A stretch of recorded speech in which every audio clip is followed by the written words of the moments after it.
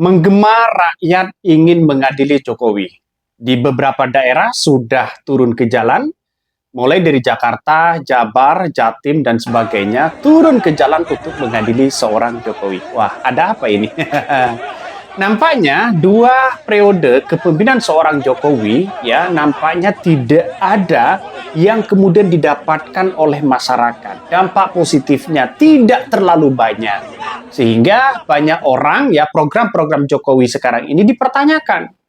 Kenapa? Ya, karena salah satunya bagaimana soal IKN yang anggarannya sekarang ini diblokir oleh Menteri Keuangan.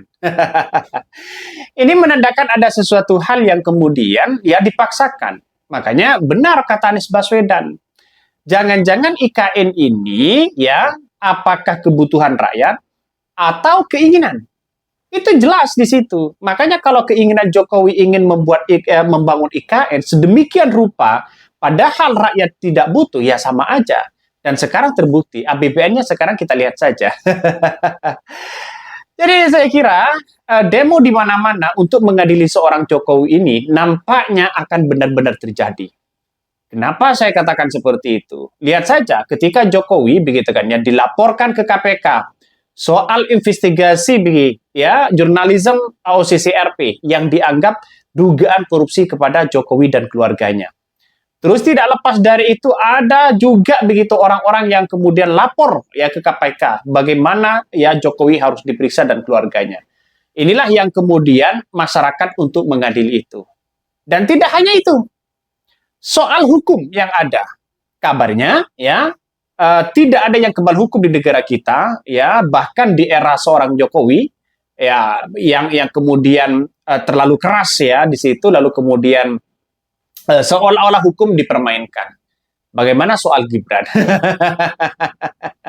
Ini yang minta keadilan, ya, minta keadilan. Ya, untung ya Prabowo ini menjadi presiden yang tegas, sehingga bukan tidak mungkin apa yang kemudian dilakukan oleh seorang Jokowi diberantas semuanya.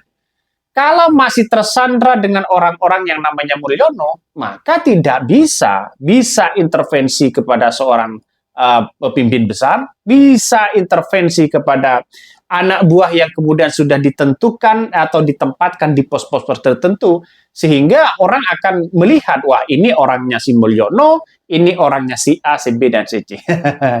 Lihat saja sekarang ini. Nampaknya di kementerian seorang Prabowo, di Kabinet Merah Putih, nampaknya pecah kongsi. Kenapa?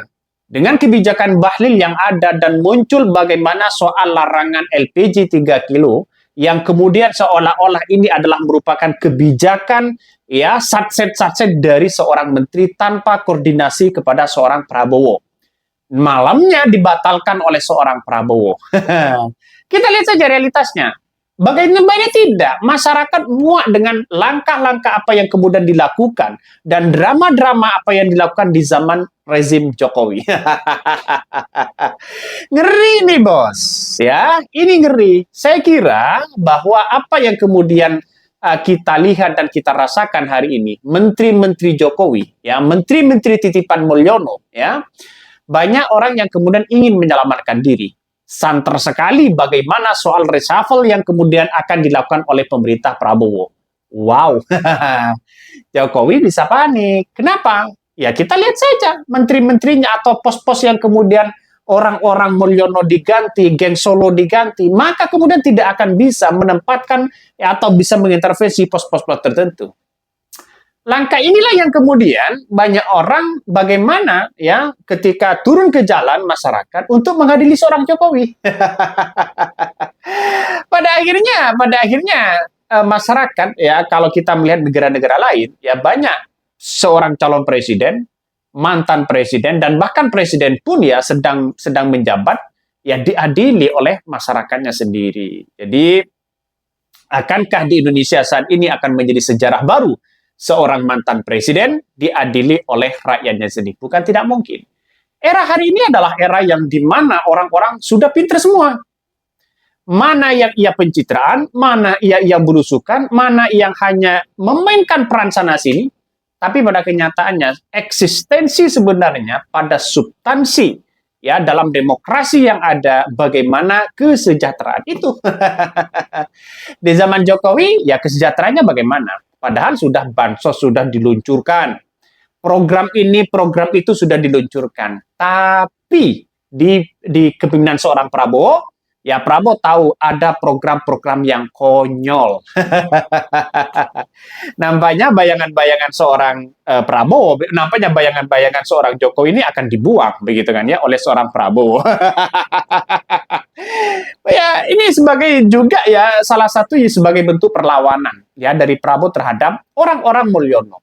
Ya siapapun yang tidak bekerja dengan rakyat akan ditindak, dan itu adalah ucapan dari seorang Prabowo. Artinya apa?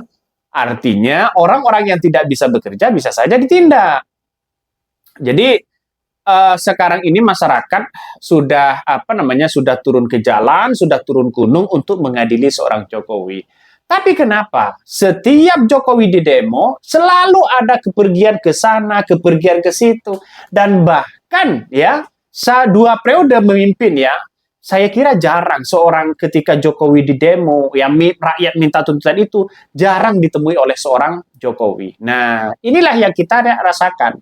Di era Prabowo hari ini kita lihat saja realitasnya, masyarakat akan mewanti-wanti betul, dan bahkan ya nampaknya Presiden Prabowo ini sejalan dengan rakyat. Ya kalau di rezim Prabowo, di rezim Mulyono begitu nampaknya banyak kurang sejalan dengan rakyat, dan itulah terbukti, dan itu sudah dirasakan, tidak bisa dibantah lagi. Walaupun ya secara survei tingkat kepuasan masyarakat ya terhadap Jokowi dianggap tinggi, ya tapi kan bisa dimanipulasi dengan berbagai metode-metode yang ada. Ngeri mas, ya ngeri-ngeri. Inilah politik yang ada, politik yang terjadi. Sehingga ya politik di negara kita ya yang menjadi kendala penting itu adalah transaksional. Di mana orang-orang yang kemudian menang sana sini seolah-olah ada investigasi kekuasaan, ya investasi kekuasaan. Kalau saya mendukung dia dengan berbagai nuansa-nuansa transaksional, maka kemudian ini akan menjadi dampak negatif kepada demokrasi yang kita lihat. Jadi sekarang ya bukan tidak mungkin Jokowi ini akan diadili besar-besaran. Kita tunggu saja nasibnya bagaimana. Ya karena mungkin Gibran masih kuat karena menjadi wakil presiden. Setelah itu ya tidak kuat. Kita lihat saja Kaisang sudah menghilang. Setelah Jokowi lengser, Kaisang juga hilang. Bukan tidak mungkin satu persatu masyarakat akan menuntut Jokowi. Sana sini akan menuntut Jokowi, dan pada akhirnya orang akan mengilili Jokowi. Bagaimana soal dugaan-dugaan ijazah palsu?